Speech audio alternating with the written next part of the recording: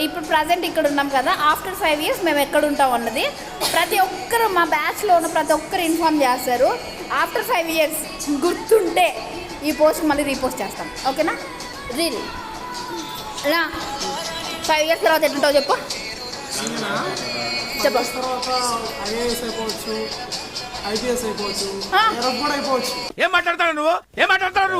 నా 5 years తర్వాత ఎట్టుంటావు అన్నా? నేను ఎలా చూడాలనుకుంటున్నానని చెప్తాను చూడు. బెస్ట్ సింగర్గా ఒక 2 or 3 మూవీస్లో నీ సాంగ్ రిలీజ్ అయిపోవాలి. అప్పటికి ఆ సాంగ్కి మేమే రీల్స్ చేయాలి. నువ్వేమనుకుంటా ఉన్నావు? నువ్వు కూడా అదే అనుకుంటున్నావా? సూపర్ అంటే అన్నాడు కానీ ఆ ఊహ ఎంత బాగుందో.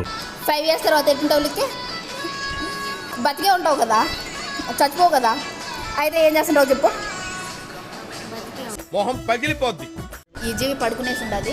మమ్మల్ని పాస్ చేయాలి సార్.